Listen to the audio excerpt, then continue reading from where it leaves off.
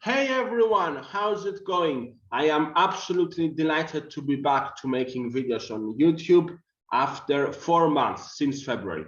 So in this video, I will be talking about how to beat the French defense with the classical variation. I will be showing you a very important opening trap that you definitely need to know.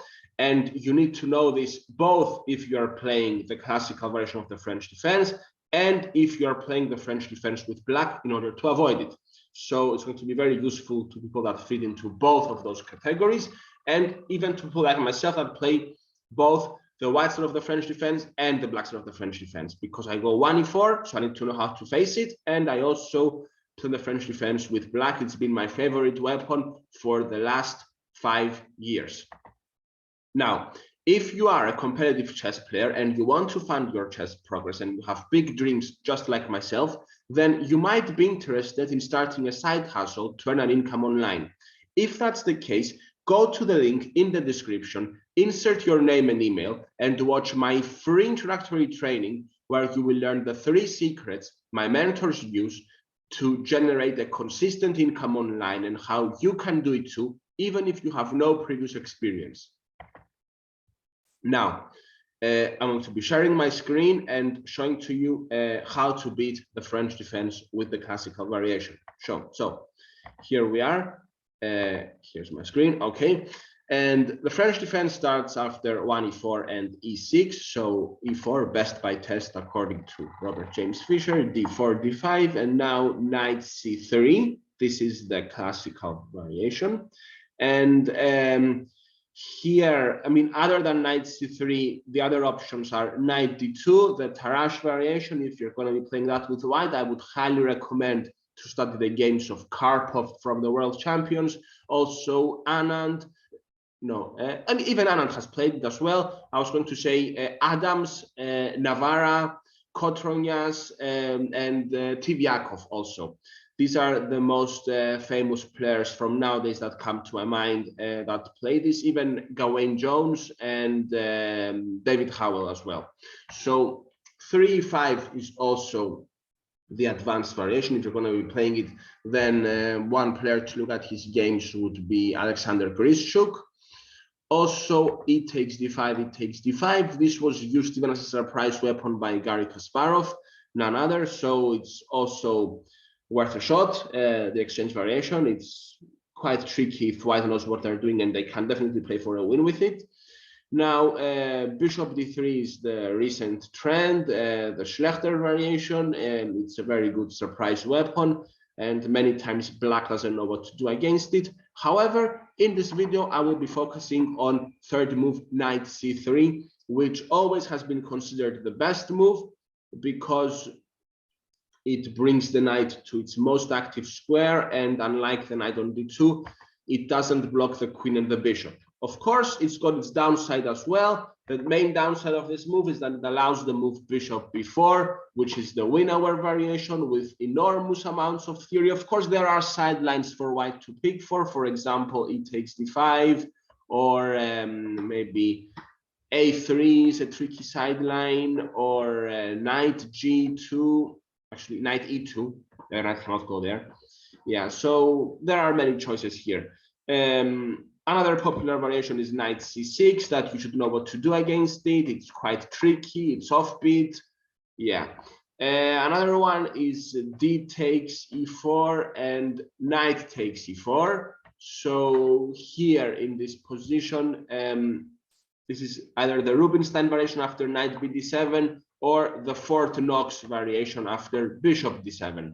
So you definitely need to know what you're doing here as well.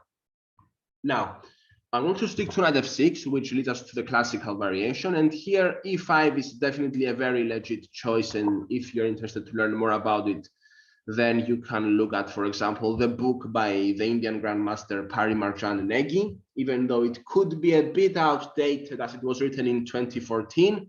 Still, it's got some very good analysis there, and it's definitely worth having a look if you're going to be playing fourth move, e5. Now, the other main move, which is the one that I've played more than e5, I've played both personally, is the fourth move, bishop g5, which develops the bishop and it pins the knight.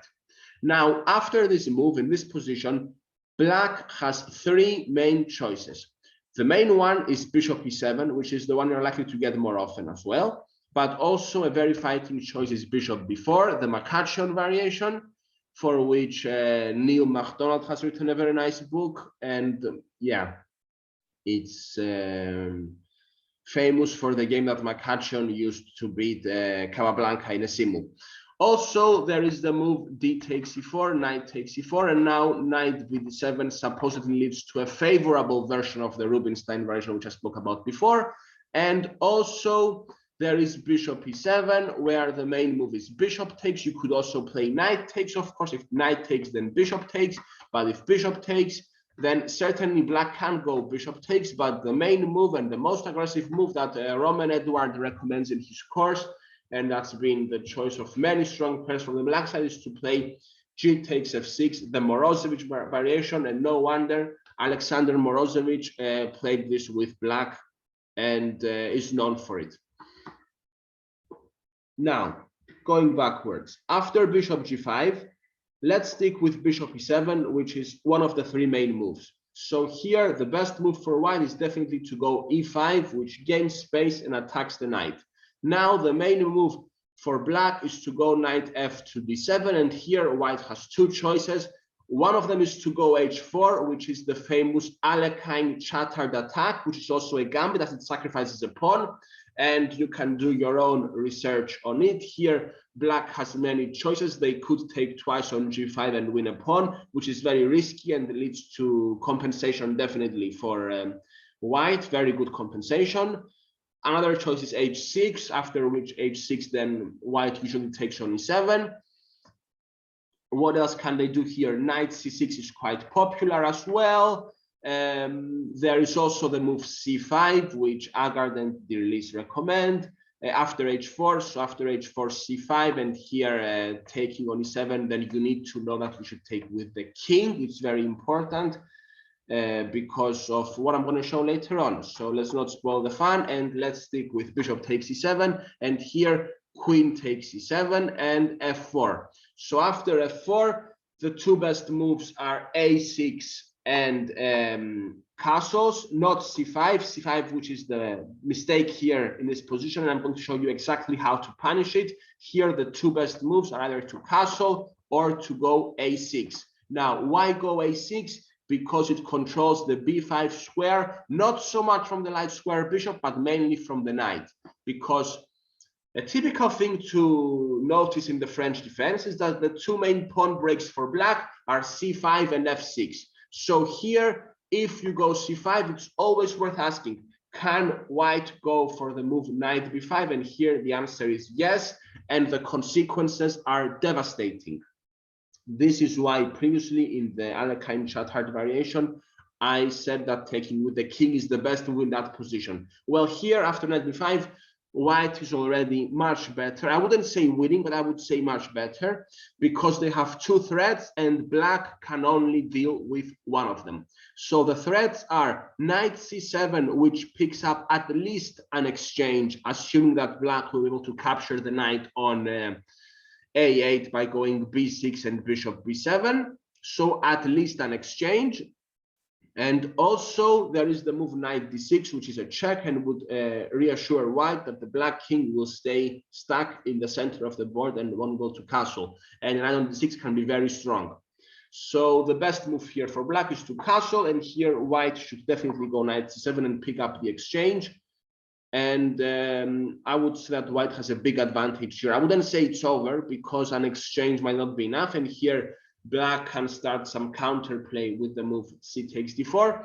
However, black needs to also be careful that after white takes on a8, they are capable of capturing the knight, because they don't want the knight to escape. If the knight escapes, then it's a whole rook up for white. Well, anyway, it's pleasant to be at least an exchange up and maybe a rook up. Also, after b6, white can at least capture knight takes b6 and win a pawn along with the rook for the knights. They're winning 6 points and they're losing 3. So this is very promising, and black should definitely avoid it. So how to avoid it? You should always ask yourself in the French defense, before you make the c5 break, can my opponent go knight b5, and what are the consequences of it? So after f4, the two best moves, and it's a matter of personal taste and choice, are to go a6, preparing b5, c5, knight c6, etc., or to go castles. If you go castles, then you need to be aware that there is this move queen h5 as well. There is also the typical plan of knight f3 and queen d2, bishop d3, and white usually meets the move c5 with d takes c5. Anyway, I want to go back now to the Alekhine chattered attack, which is after the move h4. So here, if they go for c5, like Agard and Dirilis recommend, bishop takes e7, and here the best move is to take with the king. Why with the king? Because if you take with the queen, then the same problem, knight b5, and there is the threat of knight c7 check, winning the rook, and also knight d6 check. So he can definitely castle, but he will not be able to save his rook, because if he castles, then of course no point on going knight d6, but we can certainly go knight c7 and pick up the exchange. Also, I would like to bring something else to your attention, very, very important, that the exact same position can arise from one d4, and you might be thinking d4, e6, e4. Yes, that's possible, but also d4, knight f6.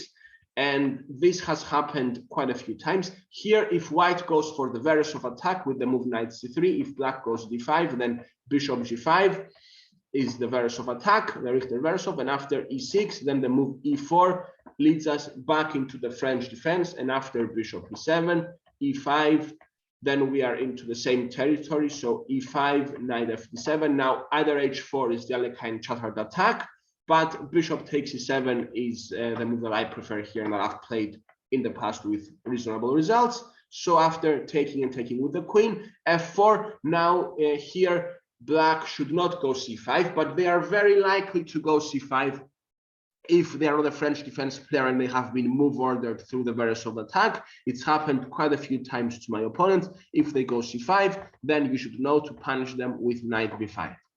So I hope this was useful. I hope you took value from it. This is useful to many, many players, to people that play 1e4, to people who play the French defense, to people who play both 1e4 and the French defense, to people who want to play the Veresov attack and after bishop g5 their opponents go e6, where they have nothing better than to transpose back to the French defense, and to people who need to face the Veresov attack. Personally, I believe if you are facing the Veresov attack and you are not a French defense player, your third move after bishop g5 should not be e6, because e6 allows you to go into the French, and you don't want to allow that. If you don't play the French defense, many of other choices against the Veresov, it's totally your call. You can play knight b7, you can go bishop f5, you can go h6. You're spoiled for choice there. Anyway, I hope you took value from this video. I wish you to win with white against the French defense. And I wish you, if you're black, to not fall into this trap and to play correctly either a6 or castles in that position, but not a premature c5. Also, if you're facing the Alekhine chattered attack, to remember that if you're going to meet h4 with c5, that after bishop takes e7, you should definitely take with the king.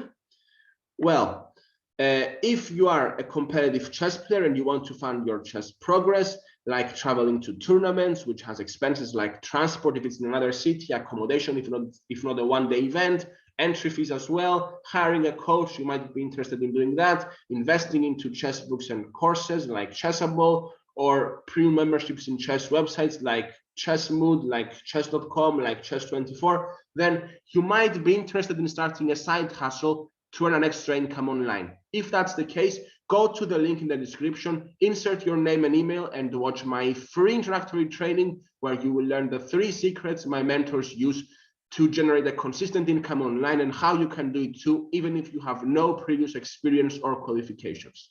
If you're a subscriber, I will catch you at the next video. Thank you very much for watching, and bye for now.